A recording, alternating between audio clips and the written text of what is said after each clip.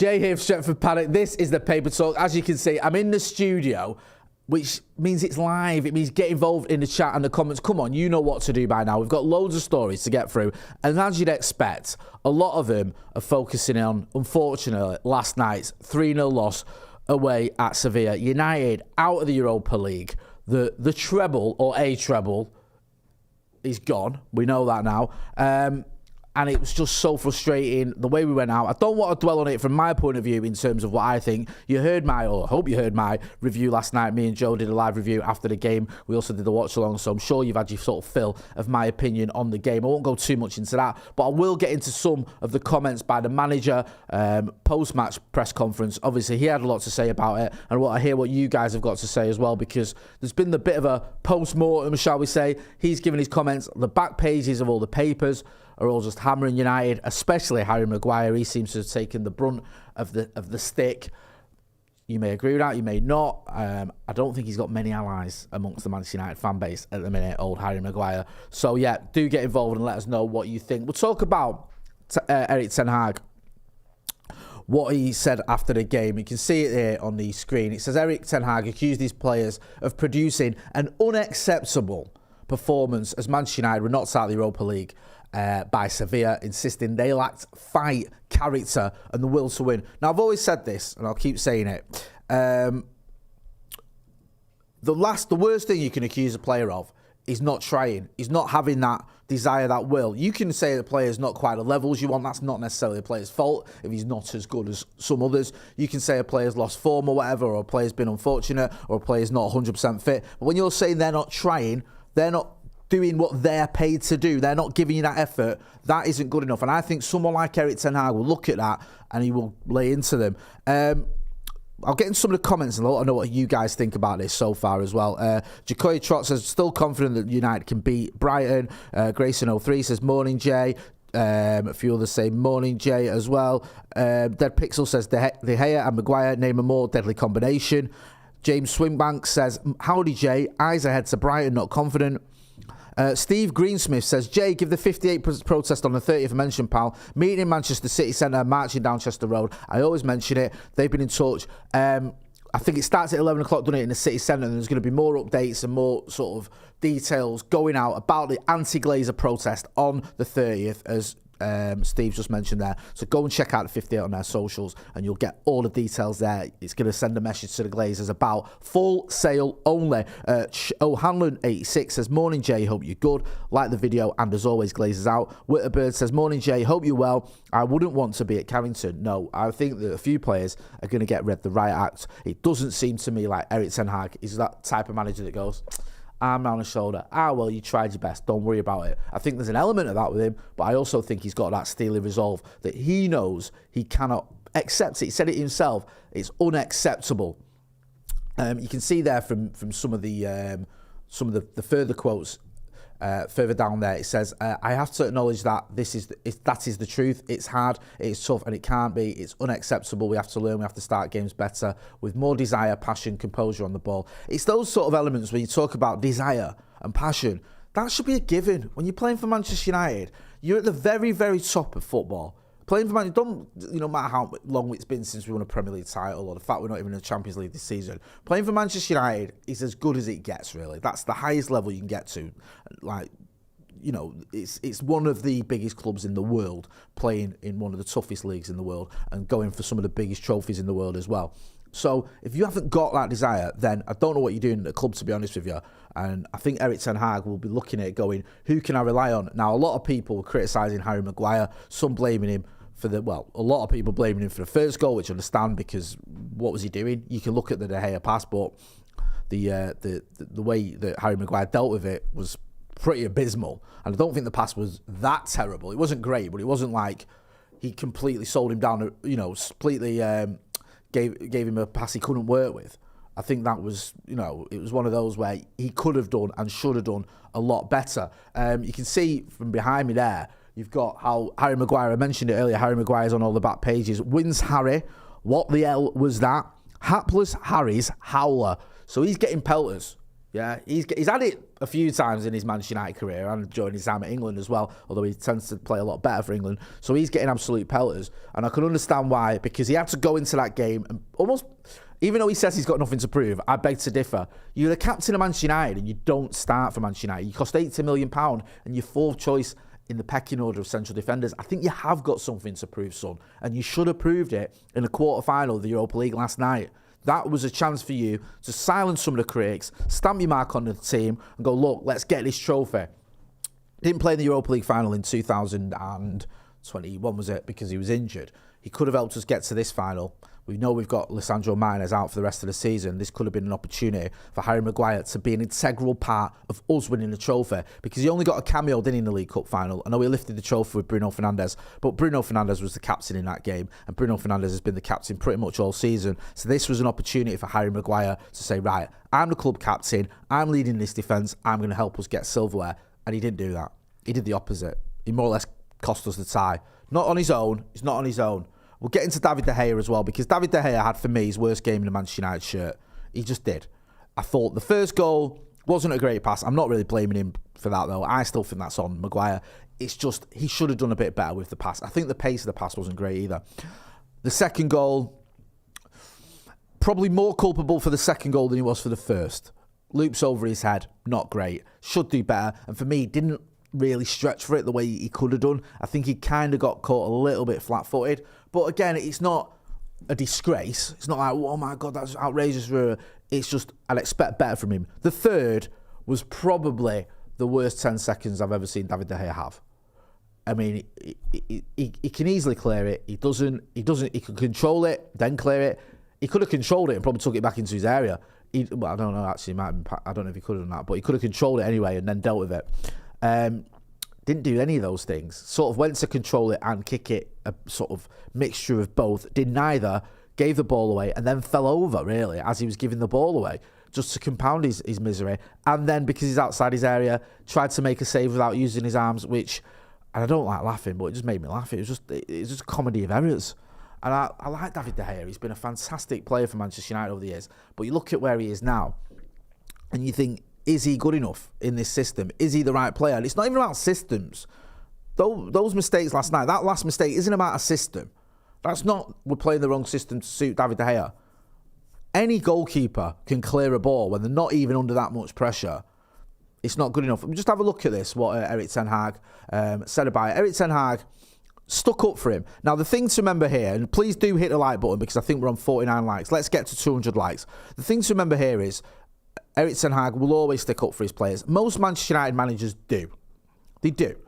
I remember when Ole Gunnar Solskjaer praised Alexis Sanchez when he was at Inter. He said, oh yeah, we'd be happy to have him back, and everyone lost their minds.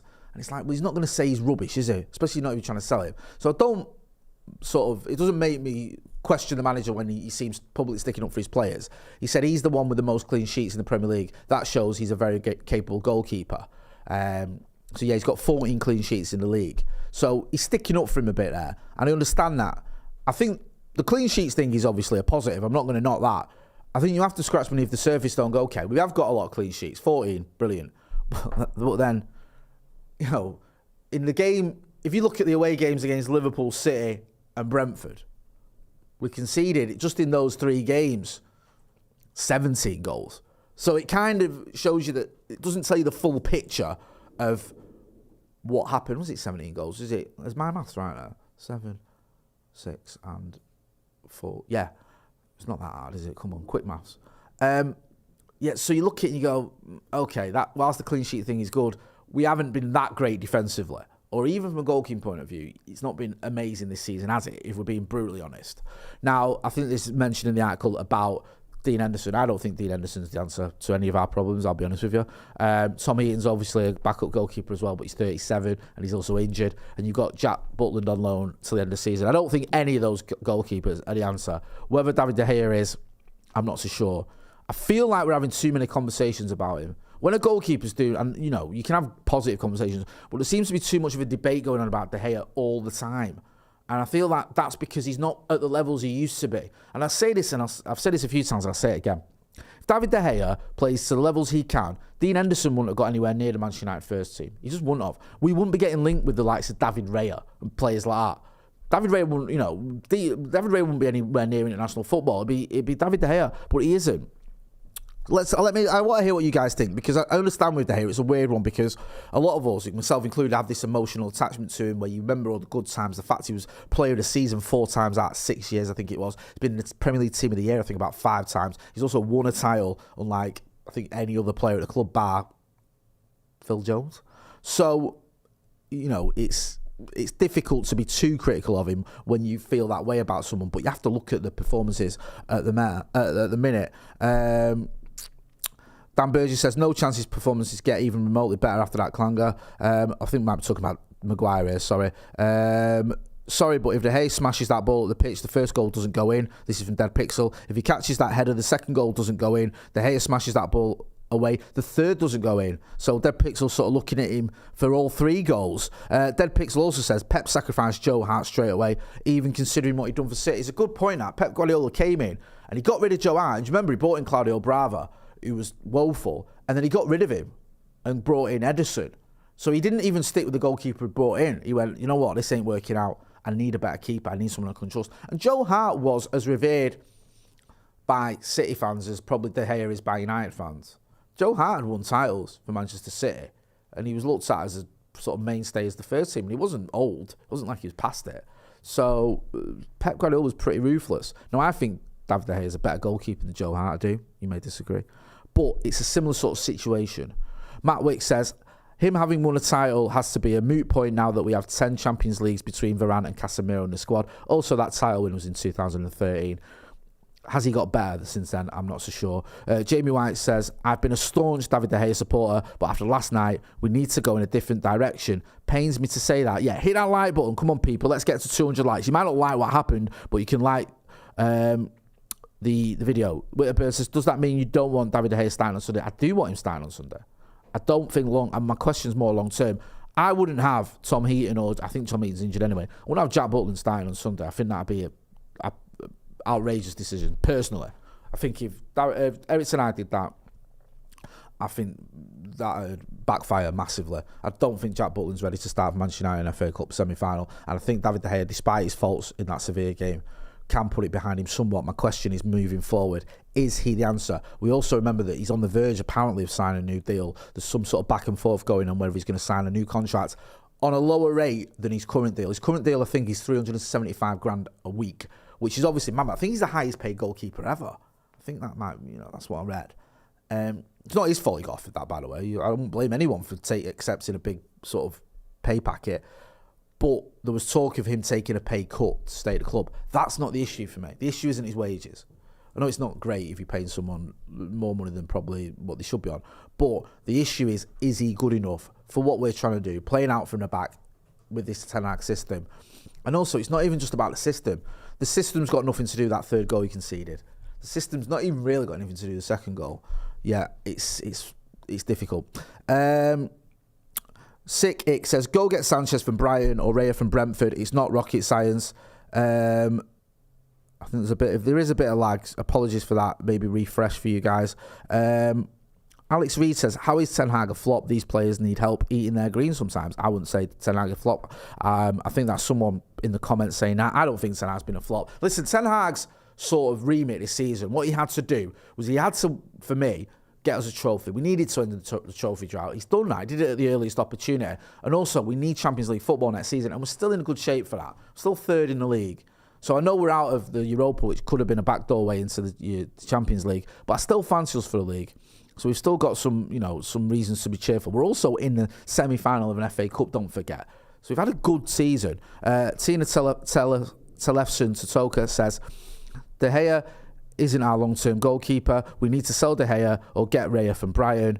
I think is David Raya's. What's the Brighton goalkeeper called?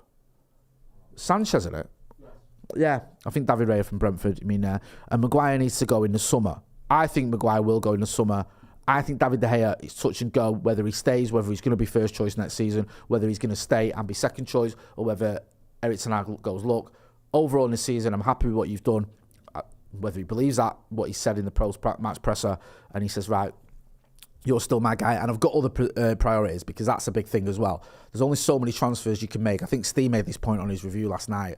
You can't go out and replace your entire team. Chelsea have tried to do that, and it's been a disaster. So you may look at it and go, look, the goalkeeper's not perfect, but he's better.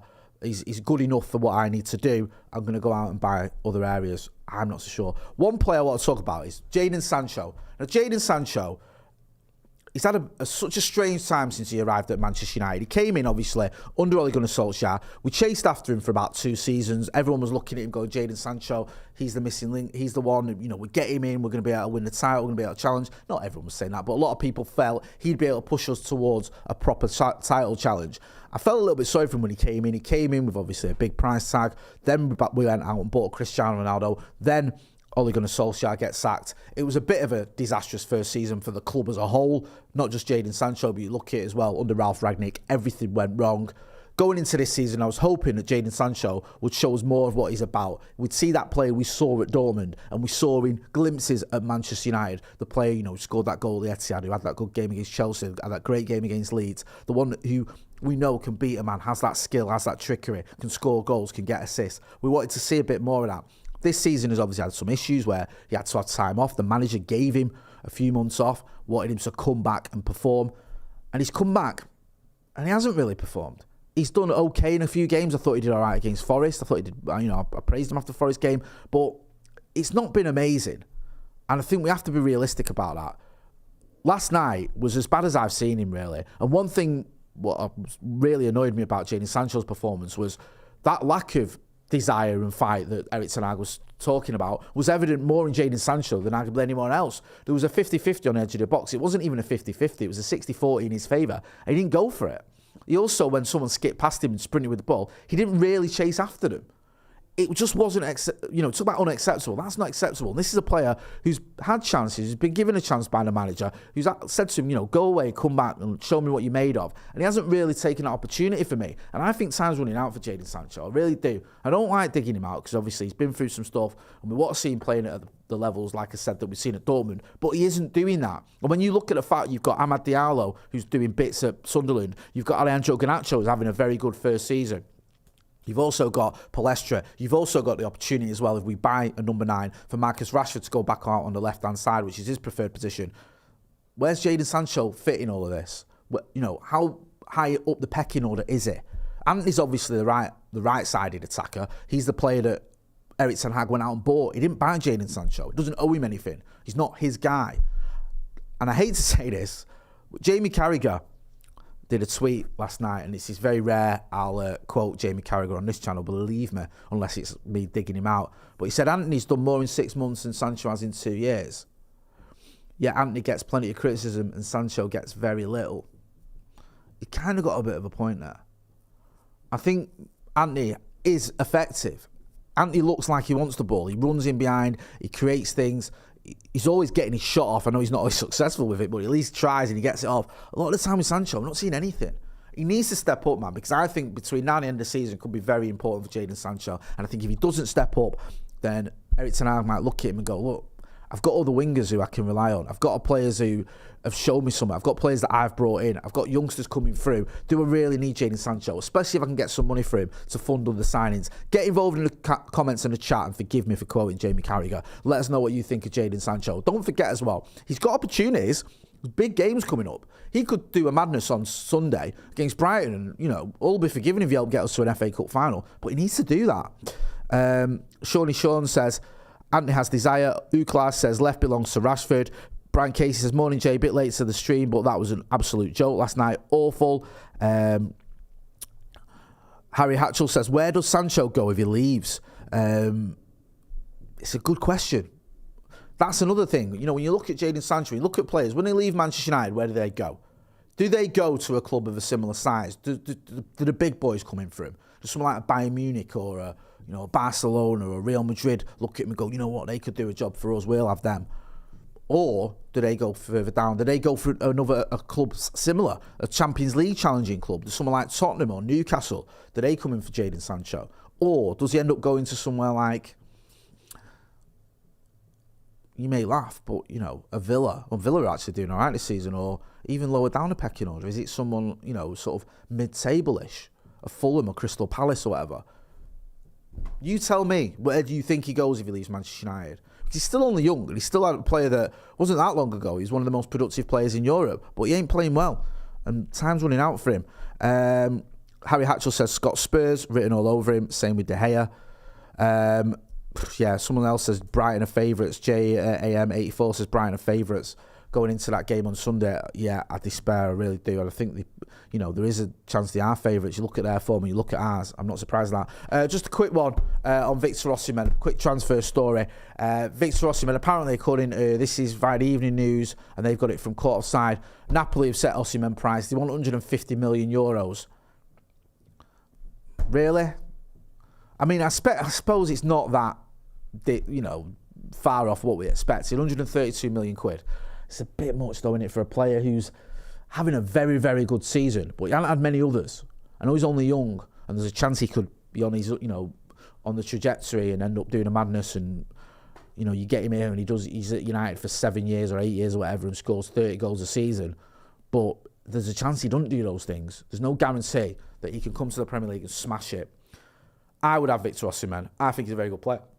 132 million quid, though. It's a lot of money. It is, but we know he's going to cost a lot of money because Napoli paid a lot of money for him. I think they paid about, 80 million quid for him with add-ons? So you're never going to get him for less than 100 because they're going to want more than they paid for him because he's had a very good season. Ukla says we need a centre-back. I agree. Badger 8154 says good luck, Napoli. I'm going to leave it there. Make sure you are checking out all the other videos. We've got the preview coming up for the Brighton game, the FA Cup semi-final, a big one there, innit? Get to that final. Stop City doing the treble. It's taken on a new meaning. We've also got all the post-match reaction from last night. So you've got Andy Tate, you've got mine and Joe's review, and you've got Stephen Howson as well. So make sure you check those out and make sure you hit like, share, and subscribe. I'm Jay Moy. This has been a Paper Talk. Thanks for watching.